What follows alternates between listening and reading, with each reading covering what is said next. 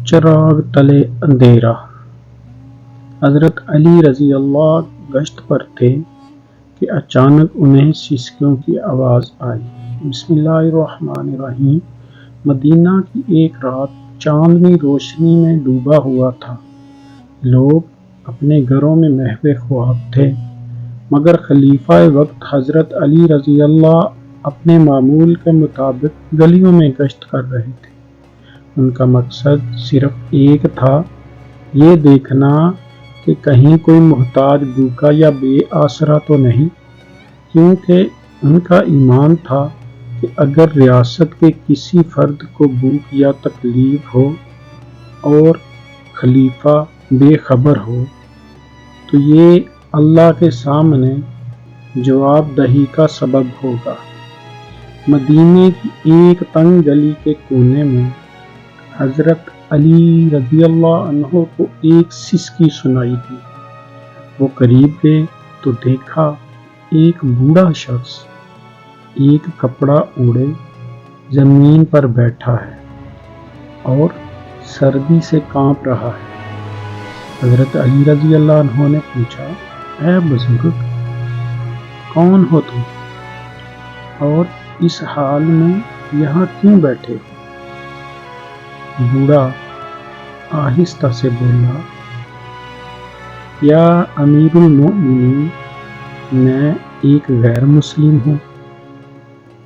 جوانی میں مدینہ میں مزدوری کرتا تھا، مگر اب کمزور ہو گیا ہوں۔ کوئی کام نہیں دیتا، نہ ہی کھانے کو کچھ ہے۔ آخر کار بھیک مانگنے پر مجبور ہو گیا۔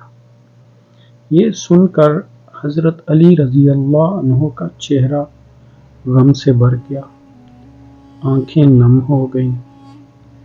وہ فوراً بیت المال کے انچارج کو بلایا اور کہا، کیا یہ ہمارا انصاف ہے کہ جب یہ شخص طاقتور تھا تو ہمارے لیے کام کرتا تھا، اور اب جب یہ بوڑھا ہو گیا ہے تو ہم نے اسے بے سہارا چھوڑ دیا؟ انہوں نے حکم دیا، اس شخص کا وظیفہ مقرر کیا جائے، روزانہ کھانے اور کپڑے کا بندوبست کیا جائے اور اس کے آرام کا پورا خیال رکھا جائے۔ حضرت علی رضی اللہ عنہ نے ایک مثال قائم کی کہ بیت المال صرف مسلمانوں کا نہیں، بلکہ وہ سب کے لیے ہے جو مدینے کے باسی ہیں۔ اس وقت مدینہ میں ریاست اسلامیہ کے اصول عملی طور پر موجود تھے: مساوات، رحم دلی اور خدمت۔ اس واقعہ کے بعد حضرت علی رضی اللہ عنہ راتوں کو گشت کرتے رہے۔ کئی مواقع پر وہ لوگوں کے دروازوں پر راشن چھوڑتے، بیماروں کے لیے حکیم بلاتے اور یتیموں کو خود کھانا کھلاتے۔ ایک مرتبہ کسی نے پوچھا، یا علی رضی اللہ عنہ، آپ خلیفہ ہو کر یہ کام سب خود کیوں کرتے ہو؟ حضرت علی رضی اللہ عنہ نے مسکرا کر کہا، یہی میرا فرض ہے۔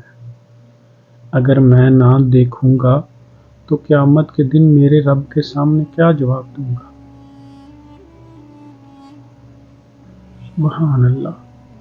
یہی تھے حضرت علی رضی اللہ عنہ، انصاف، رحم اور ذمہ داری کا پیکر۔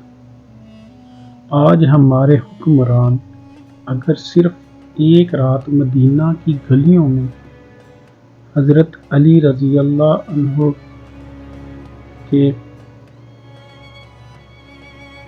تو شاید ہمارے معاشرے کی حالت ہی بدل جائے۔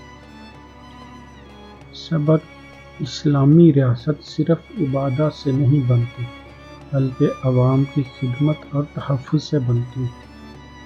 چراغ تلے اندھیرا اس وقت ہوتا ہے جب حکمران قصر میں روشنی کے مزے لیں اور عوام گلیوں میں سسکیاں لیں۔